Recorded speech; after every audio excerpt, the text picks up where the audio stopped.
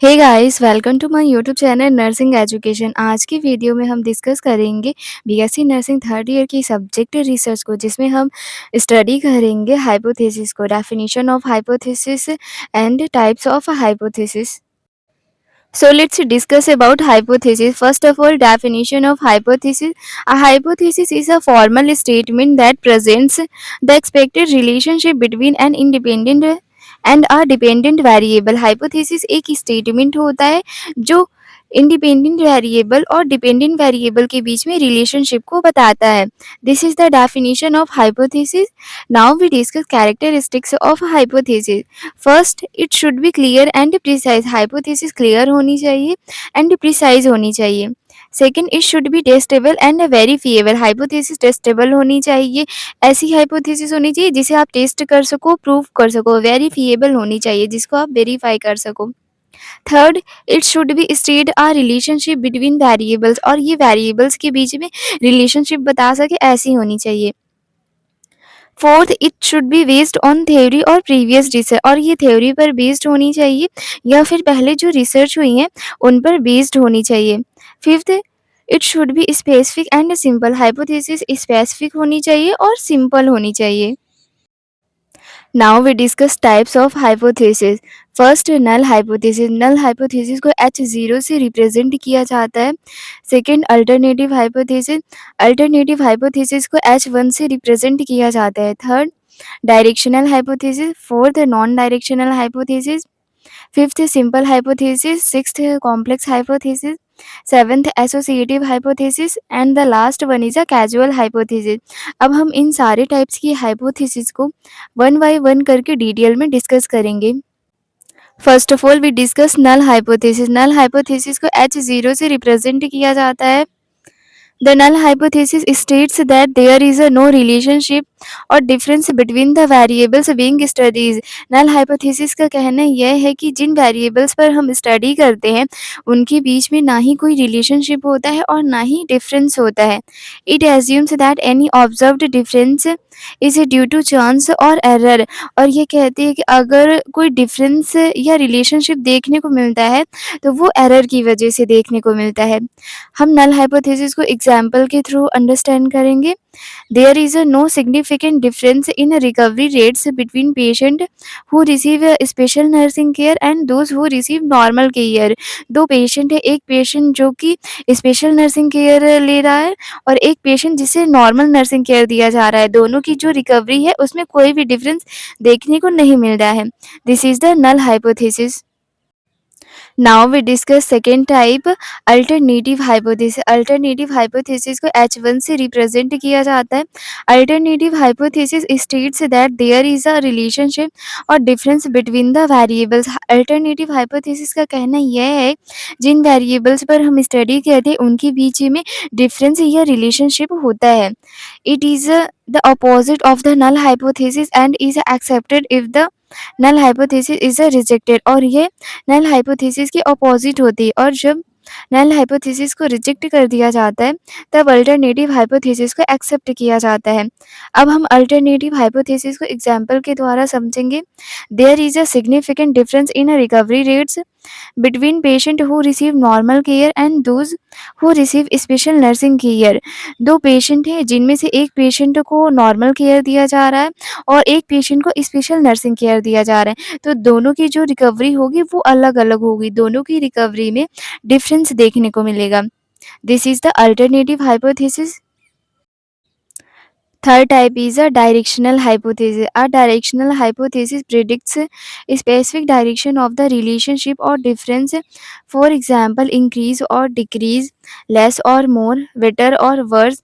It is usually based on a theoretical background और prior research. Directional hypothesis एक specific direction में relationship या difference को बताता है, जैसे कि increase या decrease, ज़्यादा या कम होगा, अच्छा या बुरा होगा. It is usually based on a theoretical background और prior research.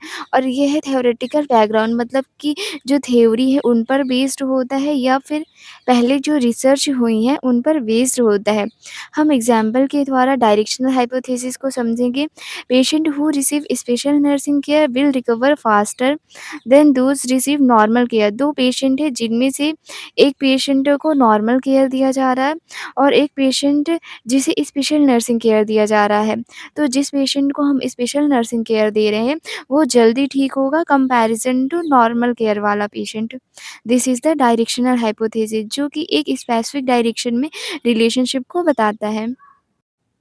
Fourth type is a non-directional hypothesis. A non-directional hypothesis states that a relationship or difference exists but does not specify direction. Non directional hypothesis ये variables के बीच में relationship या difference को बताता है लेकिन स्पेसिफिक डायरेक्शन में नहीं बताता है। डायरेक्शन जो है उसे स्पेसिफाई नहीं करता है। It is used when there is a no enough evidence to predict the outcome. और नॉन डायरेक्शनल हाइपोथेसिस को तब अपनाया जाता है जब आउटकम को प्रिडिक्ट करने के लिए इनफ एविडेंस नहीं होता है हमारे पास। एग्जाम्पल के द्वारा हम इसे समझेंगे। There is a difference in recovery rates between patient who receive normal care and those who receive special care. दो पेशेंट है जिनमें से एक नॉर्मल केयर रिसीव कर रहा है और एक पेशेंट है जो स्पेशल केयर ले रहा है। दोनों की रिकवरी रेट में डिफरेंस है। This is the non directional hypothesis, जो कि डिफरेंस को तो बताता है लेकिन डायरेक्शन स्पेसिफाई नहीं करता है। Fifth type is a simple hypothesis. नाम से ही समझ में आ रहा है ये बहुत सिंपल हाइपोथेसिस है। A simple hypothesis states a relationship between one independent variable and one dependent variable. यह केवल एक इंडिपेंडेंट वेरिएबल और एक इन डिपेंडेंट वेरिएबल के बीच में रिलेशनशिप को बताता है। Example, increased exercise leads to weight loss. Independent variable exercise, dependent variable weight है। जैसे कि एक्सरसाइज करने से वेट लॉस होता है, यहाँ पर इंडिपेंडेंट वेरिएबल है एक्सरसाइज और डिपेंडेंट वेरिएबल है weight. This is the simple hypothesis, जो केवल एक इंडिपेंडेंट वेरिएबल और केवल एक डिपेंडेंट वेरिएबल के बीच में रिलेशनशिप को बताता है। Sixth type is a complex hypothesis. नाम से ही समझ में आ रहा है ये बहुत ही कॉम्प्लिकेटेड हाइपोथेसिस है। A complex hypothesis predicts a relationship between two or more independent variables and two or more dependent variables. यह दो या दो से ज़्यादा इंडिपेंडेंट वेरिएबल और दो या दो से ज़्यादा डिपेंडेंट वेरिएबल के बीच में रिलेशनशिप को बताता है। Example, increased exercise and a balanced diet lead to weight loss and improve heart health. Independent variables, exercise and a balanced diet. Dependent variables are weight and heart health. जैसे कि exercise करने से और balance diet लेने से weight loss होता है, उसके साथ साथ हार्ट भी हेल्दी रहता है। यहाँ पर इंडिपेंडेंट वेरिएबल है एक्सरसाइज और बैलेंस्ड डाइट और डिपेंडेंट वेरिएबल है weight and heart health. This is the complex hypothesis. Seventh type is the associative hypothesis. An associative hypothesis identifies a relationship between variables but does not indicate cause and effect. Associative hypothesis variables के बीच में relationship तो बताता है लेकिन उस relationship के cause को नहीं बताता और उस रिलेशनशिप से क्या इफेक्ट निकल के आएगा उसे भी नहीं बताता है। Example, there is an association between smoking and lung disease. जैसे कि स्मोकिंग और लंग डिजीज एक दूसरे से एसोसिएटेड रहते हैं, रिलेटेड रहते हैं, लेकिन एसोसिएटिव हाइपोथेसिस कॉज नहीं बताता कि किस वजह से ये एसोसिएटेड रहते हैं और इनके एसोसिएशन से क्या रिजल्ट होगा, क्या इफेक्ट निकल के आएगा। This is the associative hypothesis. And the last type is a causal hypothesis. A causal hypothesis states that one variable causes a change in another variable. Causal hypothesis का कहना यह है कि जब हम एक वेरिएबल्स में चेंज कर दें तो वह दूसरे वेरिएबल को चेंज कर देता है। Example, smoking causes lung disease. Smoking करने से लंग डिजीज होता है। This is the all about hypothesis. Thank you so much. If you like my video, then like, subscribe and share my channel.